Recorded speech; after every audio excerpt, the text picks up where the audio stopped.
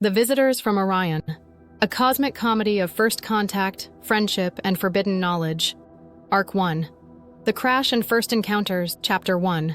The Fireball in the Sky. I'd seen some weird things in my life. Like the time Bob Jenkins next door decided to mow his lawn in a bathrobe at midnight. Or when my cousin Luann swore up and down that she'd seen Bigfoot at the county fair.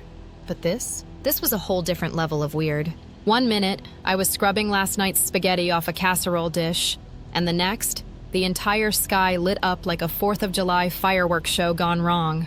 The ground trembled beneath my feet as a blinding streak of light tore across the Montana sky and smashed into my backfield with a boom so loud it rattled every window in the house.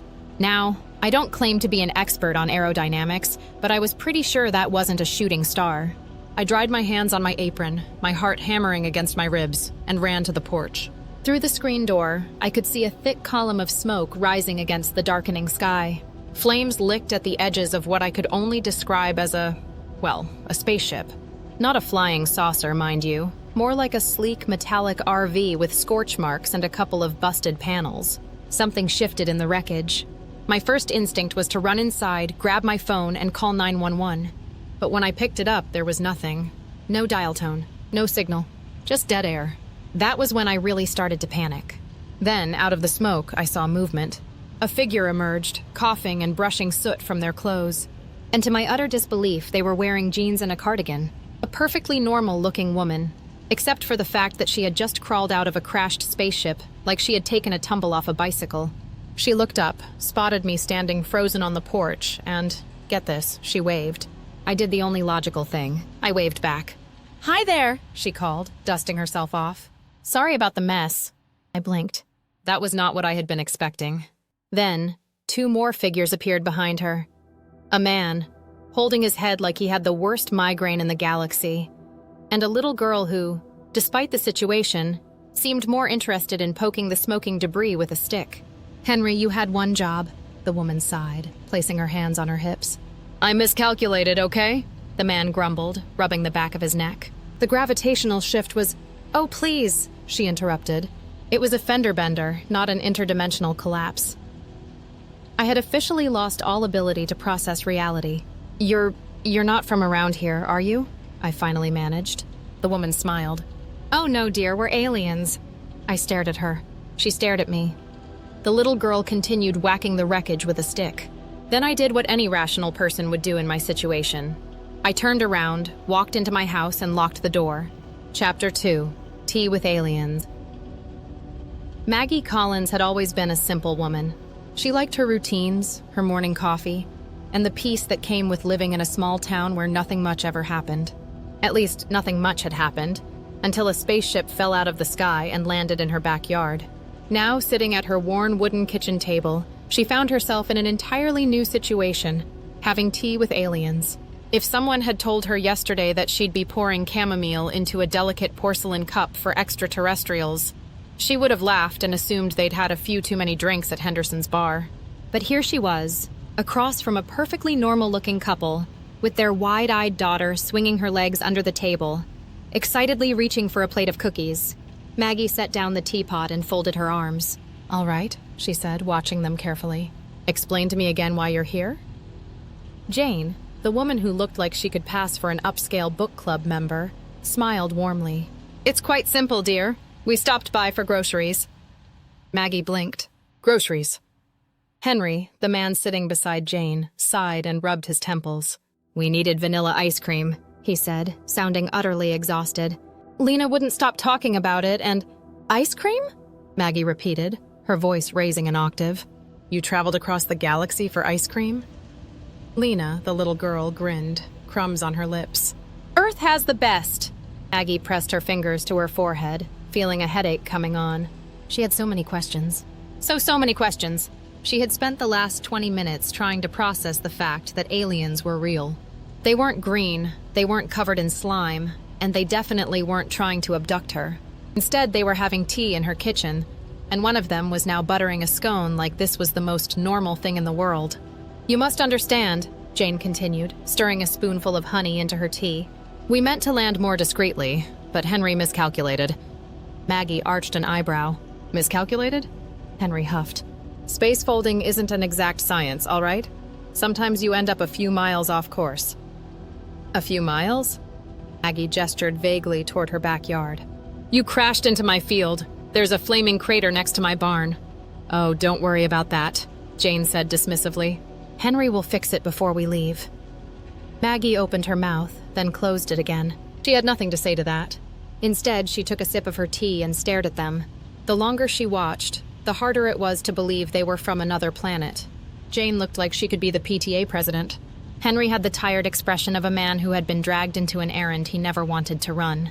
And Lena, well, Lena was just a kid. An alien kid, sure, but still just a kid, currently dunking a cookie into her tea with absolute joy. So, Maggie said finally, leaning back in her chair, you're just a normal family? Jane's smile turned amused. What did you expect? Tentacles? Maggie frowned. Well, I don't know. I didn't exactly plan to have aliens over for tea today. Neither did we, Henry muttered. Maggie exhaled and shook her head. Okay, but let's back up a little. Why does your daughter know about vanilla ice cream? Jane took a sip of her tea before answering. Oh, Earth isn't as isolated as you think, dear. Maggie stiffened. Meaning? Jane glanced at Henry, who sighed heavily before answering. Meaning Earth is just one of many inhabited planets out there. You're not alone. You never were. Maggie's breath caught. She had always believed in aliens. Or at least she had liked the idea of it. But hearing it stated so casually, in her own kitchen, over a plate of scones, felt unreal. She swallowed hard. Wait, so how long have— Oh, ages, Jane interrupted. Your governments know all about it. They just don't want to tell you. Maggie nearly dropped her teacup. What? Henry smirked. Yeah, sorry to break it to you, but first contact happened a long time ago. Your leaders just keep covering it up. Maggie's mind reeled. This was too much. 1 minute, she had been finishing up the dinner dishes. The next, she was learning that Earth was basically a backwater planet in a much bigger galactic community. She took a slow, deep breath. And you're saying people from Earth have already been off-world? Oh, of course, Jane said brightly. Some of your wealthiest elites already know about interstellar travel. Some of them even have property off-world. Maggie gripped the edge of the table. You're telling me billionaires have been flying around space and the rest of us are still stuck in traffic jams? Henry smirked. Welcome to the universe. Maggie let out a hysterical laugh. Of course that was how things worked. The rich always had access to the good stuff first. Even intergalactic travel. She reached for the teapot and poured herself another cup, deciding she needed a lot more caffeine to deal with this. As she did, she paused, because something else was sinking in now. If Earth had been visited before, if the government had covered it up, then what happened to the people who had found out? Her gaze flickered back to the kitchen window. Out in the distance, the wreckage of the Orion family's ship still smoldered in her field. Maggie wasn't an expert on secrecy, but she knew one thing. If the wrong people found out about this crash, there was going to be trouble. She looked back at Jane. And Jane? Jane was already watching her, that knowing smile never fading. Because she understood exactly what Maggie was thinking. Because they had both just realized the same thing. The government was going to come looking. And soon. Maggie set down her teacup. All right, she said, exhaling slowly. Let's fix your ship. Secrets of the universe, over biscuits. Over the next hour, I learned more about the universe than I ever had in high school science class. For starters, Earth wasn't unique. There were lots of planets with humans, some more advanced, some less. Intergalactic travel was a thing, but Earth was under restricted status, meaning most civilizations weren't supposed to visit. Your governments know about us, Jane explained, dunking a biscuit in her tea. They just don't want anyone else to know. Something about maintaining order. I thought about the black SUVs I'd seen rolling through town every now and then. So what happens if they find out you're here? I asked. Jane hesitated. They'll try to contain the situation. Either we leave or they make us disappear. A cold chill ran down my spine. Lena tugged on my sleeve. Maggie, can we watch cartoons? And that was the moment I realized I wasn't just sitting at my kitchen table with aliens. I was sitting at my kitchen table with a family. Aliens or not, they were just people. But I had a sinking feeling that if the wrong people found out about them, things wouldn't stay so simple. And I had an even worse feeling that I was about to be very, very involved in something way bigger than I could handle. Chapter 3. Phone lines dead. The visitors. Step out. Maggie Collins had been through a lot in the last hour. First, a blazing fireball had streaked across the sky, crashing into her field with enough force to shake the windows of her farmhouse. Second, the 911 call she frantically tried to make. Yeah, dead phone lines. No signal. No internet. And third, she was now standing on her porch, gripping a baseball bat, staring at a smoking wreck in her backyard. This was not how she expected her evening to go. The world goes silent. She had tried everything. The landline? Static. The cell phone? No bars. The TV? Fuzzy white noise. The radio? Dead silence. Whatever had fallen out of the sky, it had knocked out all her communications, which meant one thing. She was on her own. The wreckage. Maggie stepped cautiously onto the damp grass, heart hammering against her ribs. The air reeked of scorched earth. Smoke curled lazily into the night sky, glowing an eerie blue at the edges. The object itself, whatever it was, wasn't just a meteor. It was too smooth, too symmetrical. And then, as if the situation wasn't already insane enough, something moved. Maggie's grip on the bat tightened. A hatch on the side of the wreckage hissed open, sending a blast of steam into the air. Maggie held her breath. The moment she had dreaded, the moment movies, books, and late-night conspiracy theorists had warned about, was here. The visitors were stepping out. Not what she expected. Maggie braced herself. Would it be tentacles? Giant glassy insect eyes? Something with way too many limbs? She wasn't ready for what actually emerged. A woman. A perfectly normal-looking woman. She was tall, elegant, and completely unbothered by the fact that she had just crash-landed into rural Montana. She smoothed out her silvery coat, blinking at the wreckage with mild disappointment. Then, behind her, a man stepped out, dusting soot from his jacket and muttering curses under his breath. And finally, a child. A little girl, maybe 8 or 9, hopping down onto the grass and immediately kicking at a clump of dirt like this was some fun road trip stop. Maggie stared, bat still raised. Because what the hell? The awkward standoff, the woman noticed her first. Her expression brightened. "Oh, hello, dear," she called pleasantly, waving a hand. "I do hope we didn't ruin your crops."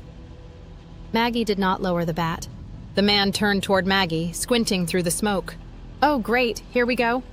The little girl grinned and waved. "Hi," Maggie's brain short-circuited. She had a million questions, but somehow the only thing that came out was, "What?" The woman tilted her head. "What, dear?" Maggie gestured wildly. Your people!" The man sighed, rubbing his temples. "Yes, well spotted." Maggie's jaw tightened.